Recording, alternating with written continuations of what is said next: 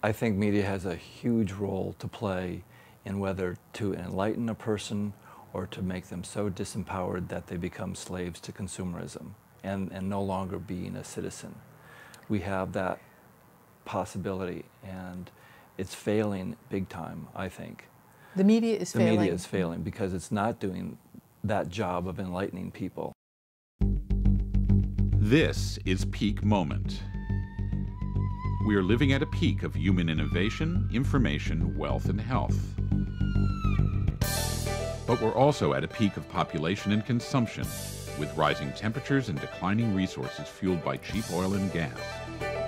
Peak Moment Television, bringing you examples of positive responses to energy decline and climate change through local community action. Hi, welcome to Peak Moment. I'm Janaea Donaldson, and my guest today here in San Luis Obispo is Bob Banner, who's the publisher and the brainchild behind HopeDance, which is both a set of films, you do films, showings, and a wonderful publication about radical solutions that inspire hope. Mm-hmm. So I want to know, I just picked this up a year ago, and I was electrified because you had articles about peak oil and what communities were doing, and it's focused a lot of the news in the Santa Barbara, Ventura, San Luis Obispo counties, but it was relevant to other communities and other places.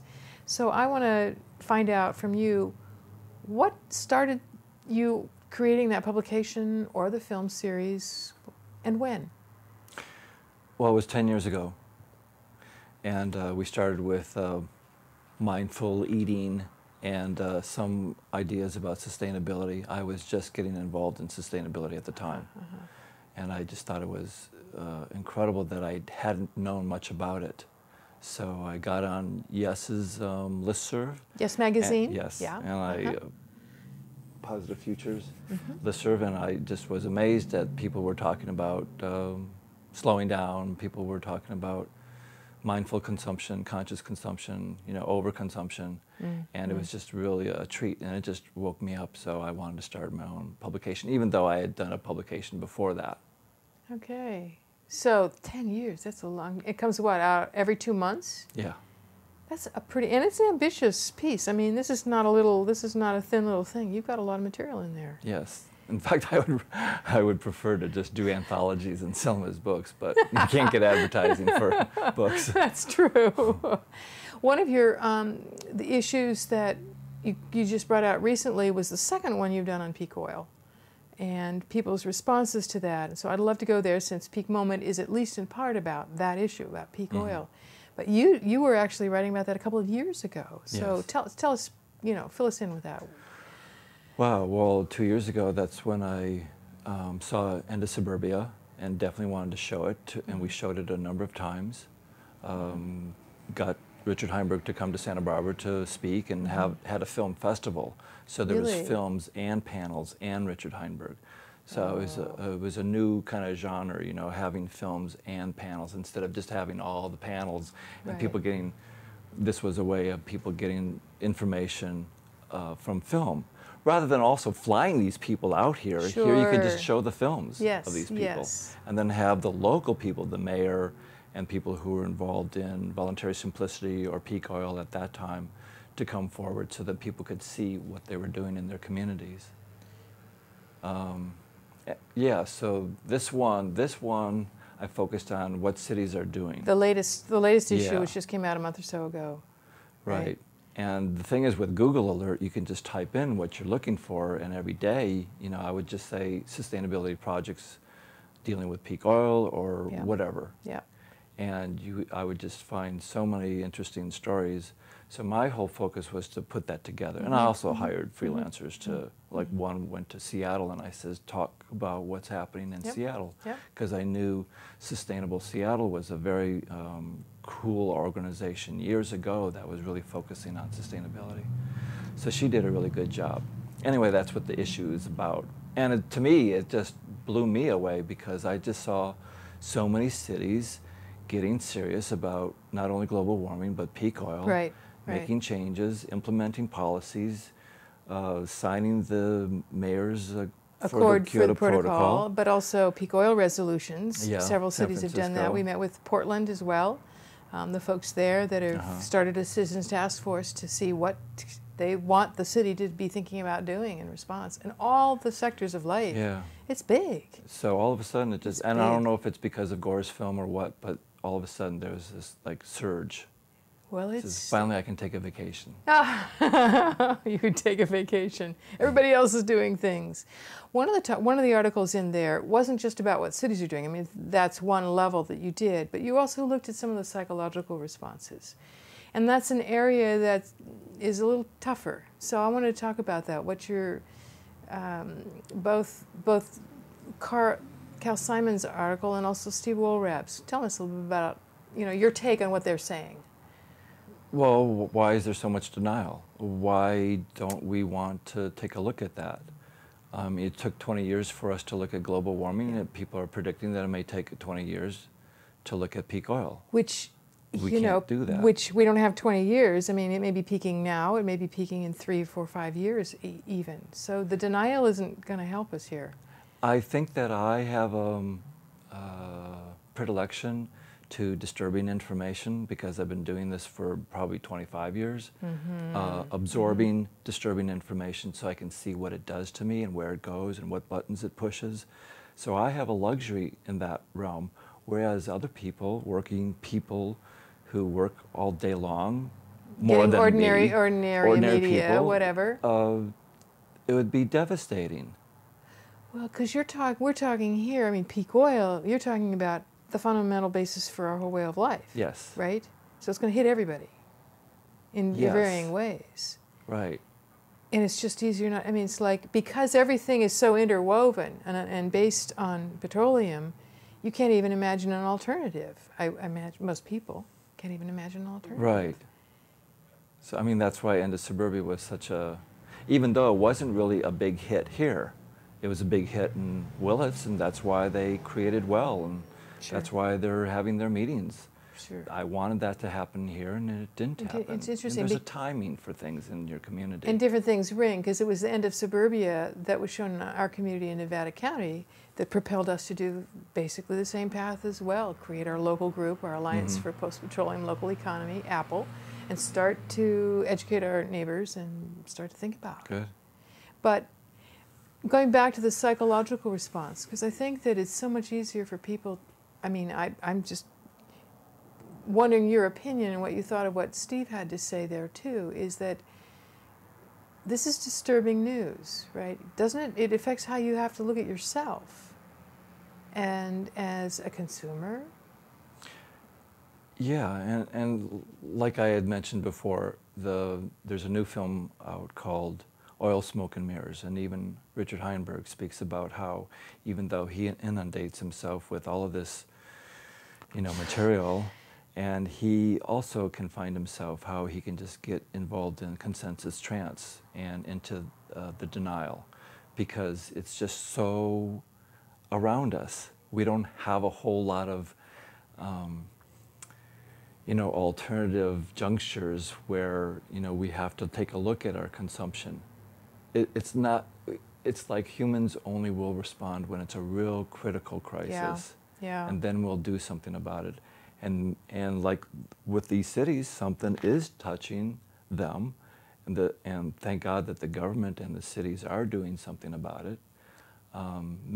Maybe people will listen to the cities more so than just weird people because that maybe like myself. makes it credible. If a city is going to pay attention and say we've got a plan for peak oil, well then maybe there's some reality to it. Maybe that's what it is, rather than because then it'll be in the newspaper instead of an alternative newspaper. Right, it'll fringe. It'll be on the major networks instead of on public access. Yes. So while we are doing fringe things, if you will, media or the alternative media, that's true. It could bring it into the mainstream, and thus people have to face it.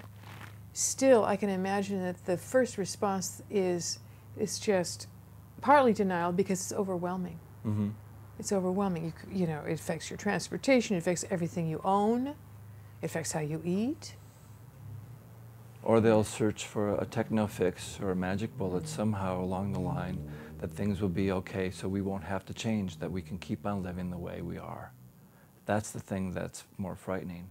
I mean, even I granted, I ride my bike a few times, but still, what is the change going to look like? Yeah. I mean, Yeah. we did some stories about how people lived in the 30s and how there were extended families and how people lived more on the land and all that stuff. You know, is that a possible future scenario? I mean, the localization project and that movement, you know, is it possible to get a lot of your needs satisfied in a local economy? What's going to happen to Walmarts when globalization fails because the price of oil will be so prohibitive, a lot of these big corporations are going to falter. Hopefully, the small businesses haven't been totally destroyed by globalization. We'll be able to satisfy some of our needs. But you know, but you look at any one juncture, it's like, we're not making shoes in America anymore. We're going to have to do that again. And the difference between now and the 30s is, then we had a lot of land and space. Here we have so much larger population with so much more demand and needs and resource and so on. And some things you can't, I mean, we're not going to make computers in Nevada City. There's going to be far more trade than just a localization movement could solve. So the thing is, it's a starting point. We may not be able to have a vision, but sometimes it's good to have vision so that you can sustain your energy toward making those changes. I mean, that's why we had this contest for future vision, you know, to see what, you know, stories could emerge that we could get excited about and go, oh, this is a cool vision. You know, maybe it doesn't have to be so bleak. Yeah. But I don't want to be so Pollyannish either. Well, you know, you've been doing something courageous about being willing to take in sort of disturbing, as you said, information and sort of work with it in yourself, and then find ways to put it out in your publications or in the film series that you do, to just create some kind of balance or leavening for people by doing that. Because there's always hope in there. I mean, that's the name of your publication, HopeDance. And I mean, I realize that you're trying to balance the shadowy stuff along with the hopeful stuff. So I want to go to the role, you know, you're a media genius, what would I say? You know, doing a lot of magic with media. So I want to talk about what role media can play or is playing in our lives here, since that's your bailiwick. Okay. I think media has a huge role to play in whether to enlighten a person or to make them so disempowered that they become slaves to consumerism and no longer being a citizen. We have that possibility, and it's failing big time, I think. The media is failing. The media is failing because it's not doing that job of enlightening people. It wants us just to be consumers and be slaves and be a corporate slave and not even think about other things that I think are more important, like our future. Yes, yes. So stay on the wheel, stay in the trance. You know, keep buying, keep going to work, keep playing the game, and keep getting the negative news too, or the sensational news or the sentimental news, rather than news that can actually wake you up or inspire you as being a human, why we're put here on this planet. So when I would read stories earlier, before HopeDance started, I would read some stories and they were just so inspiring. 4 o'clock in the morning, I just wanted to get up on top of my shack and just yell out, you know, that there's a different world. You know, like what, I'm sorry, I forget her name right now. Arundhati Roy. Oh yes, Arundhati Roy. Another world is possible. Right. Yes. Well, now yes. I like to say another world is possible because it's already happening. I need to put that in because another world is possible. It just keeps it in that ethereal realm. Future, somewhere down there. If we can find out where it is happening and check it out, look at them, see who's doing it, and get really inspired, then, well, I wanted to backtrack about this. These stories can inspire me to a point where I can actually feel a physical or a chemical change so that I get inspired. So positive stories, let's go back. The positive stories change you physically is what you're saying, or at least even for a moment, just your energy. Yeah, it's like a certain movie can inspire you. Granted, it may be temporary, but at least you know you have the possibility that there has been this change, because you know that if you look at a depressing movie or a very disturbing news, you can get down. And it's interesting. I'll talk about this diet. There's some people who love depressing news just like that they love candy or things that are bad for them. So kind of get addicted to the bad news and just sort of like it just sort of feeds some little worry wart or something inside. Right, and you have a distorted perspective of reality, and you're going to communicate that negativity toward other people. On the other hand, you can also have people who refuse to listen to the bad news, who just want to like the positive, hopeful stories. Yes, yes. And maybe that's okay, because we all have to look at our diets and go, what do I need to be a more balanced human being? Okay. So your media diet is really the idea that you're talking about here, is what do we feed ourselves? Yeah. I mean, I do want disturbing information because I think it's important to wake up, because sometimes that's the only way you wake up. But you also want to come back with where are the solutions and talk about it, and have some spiritual films that can put that salve on all the wounds, you know, so you can play out this balance, because like we were talking about before, there's more people who go to the spiritual films because there's such a hunger for an awakening, for a higher purpose. I think there's such a hunger for knowing that we're part of some larger unfolding happening here on the planet. That humans aren't necessarily the pinnacle of evolution, and some hope that other forces may be at work. And I can imagine it all the way from maybe they're in charge, and we humans who are learning, you know, and are sort of flubbing some parts of our evolution here on the planet, it's not looking particularly positive. I realize there's a whole contingent of people who would say, well, maybe they'll save us. Some other forces will save us. But on the other hand, I think there's such a hunger for things of depth, beauty, real beauty, or awe, or mystery, the things that have sort of been marginalized in a very rational culture, and a very work-oriented culture, and school, and you know, state of the trance that you talk about. That there's something that's not being fed to us. Certainly not in most of our media. No, I mean that's why the spiritual cinemas have been so successful, and now there's inspirational film festivals and really interesting things that are happening. More people are seeing that they can make money by selling and making movies that have, I mean, look at Peaceful Warrior. I think it was a great film. Nick Nolte, you know, somebody decided, Victor Salva directed it.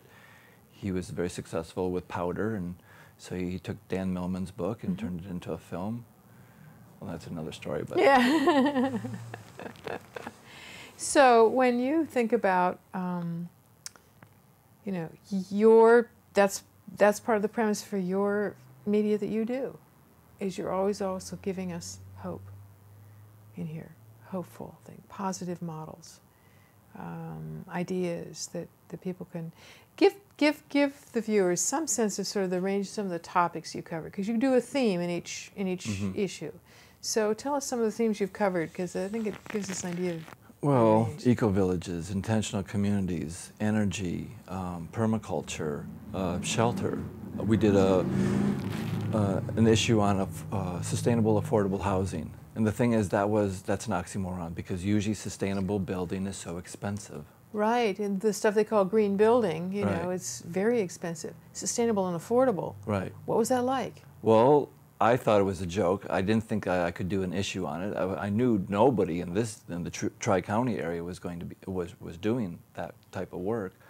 So I did a Google search. You know, I just did it for fun. Sustainable and affordable housing. Right. A lot of things were happening in Canada and in Europe, and I said I need to do this, you know, special issue on this topic, because I think it's really important. Because nobody's talking about it.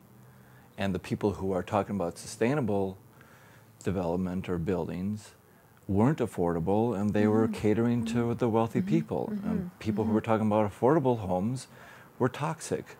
So they needed to come together.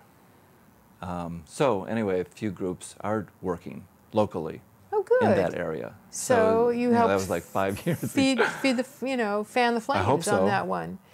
because that social justice issue, the affordability, it's got to be a big one. Mm-hmm.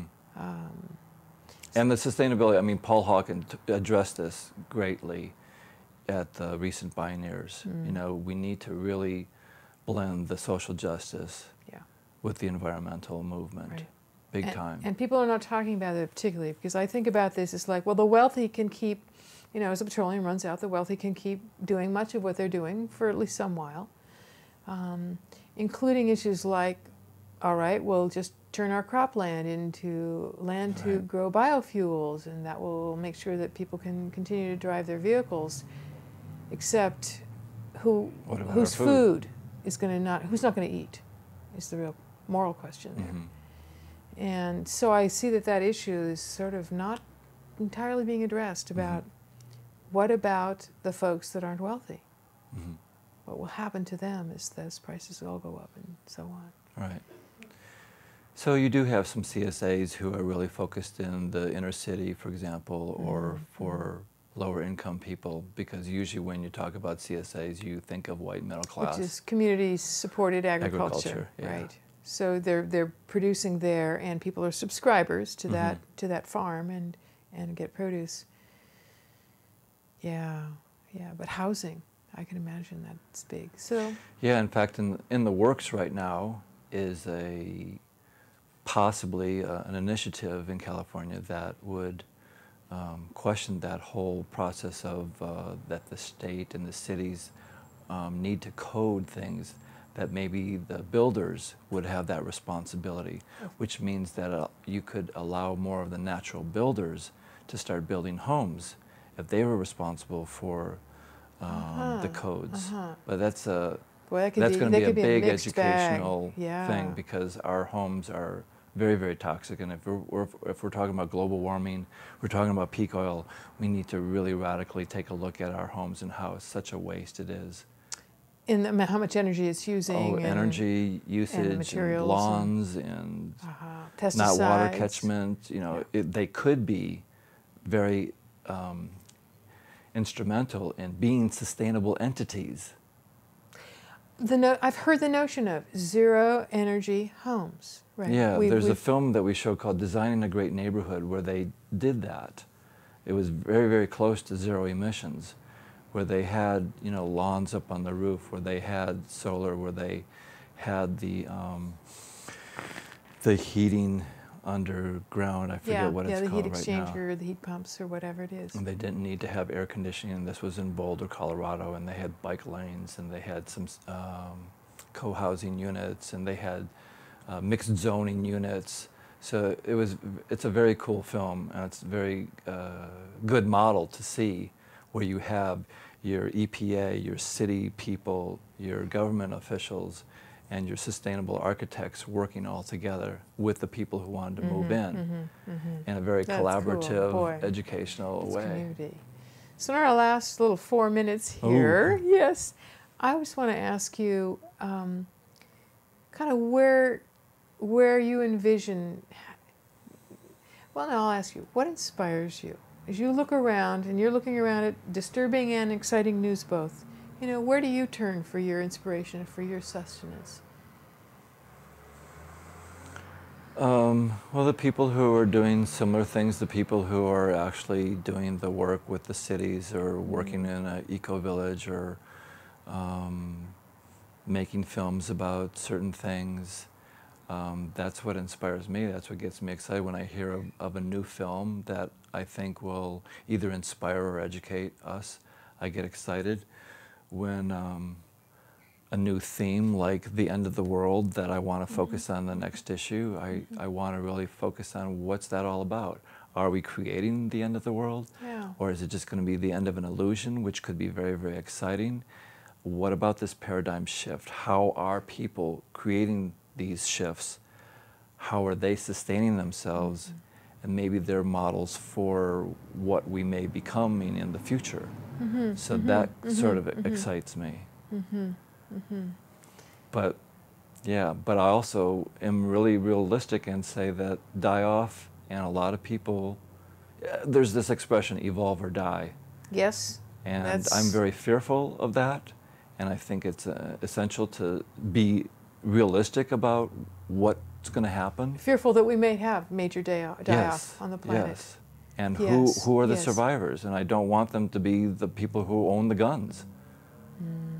Richard Heinberg talks about these cooperative lifeboats. Yes, You know, yes. and there's not that many out there. So No, and I don't know that there's any lifeboats that could survive entirely the whole No, collapse right. at this point. There's just too much yet to be done about local production and local culture and local manufacturing, all kinds of things. No, I hope it's not that. Well, this is our biggest test, isn't it, for humans? I think that's probably why we're here. To see how we make it through this, or if we do, and what way we do. Both with what we're affecting on the world around us, the environment, the climate. We are lucky to be here at this point, though. Or I think there's a responsibility that we're being asked to step up to the plate to. And to be mature human beings instead of, like that article, we need to grow up. You know, we're still 2-year-olds who are just refusing to accept responsibility and blame other people. So if they're not doing it, we have to come to the plate and start demanding change. So it's up to us. Yeah, we're the ones we're waiting for. Yeah. That's what David Corton says. Well, you're one of the ones we've been waiting for. I just want to give you my appreciation for many of us, that when the HopeDance comes, it's like read this thing cover to cover, because what you're calling together and the themes that you have the courage to put out there for us always stretches some of our thinking. So thank you for that. Thank you. Thank you. Can I put the HopeDance.org website? Of course. Which is what, HopeDance.org. .org, yeah. Which you've got back issues, and so that everybody can participate. But subscribers are good. Yes. They keep you afloat. And also to show films in your community. That's right. If I get the permission, people can start showing films in their communities. Okay, we can have HopeDance films everywhere. Yeah. That's great. So thank you for joining me. Thanks. You're watching Peak Moment, Community Responses for a Changing Energy Future. I'm Janaea Donaldson. Thanks for joining us.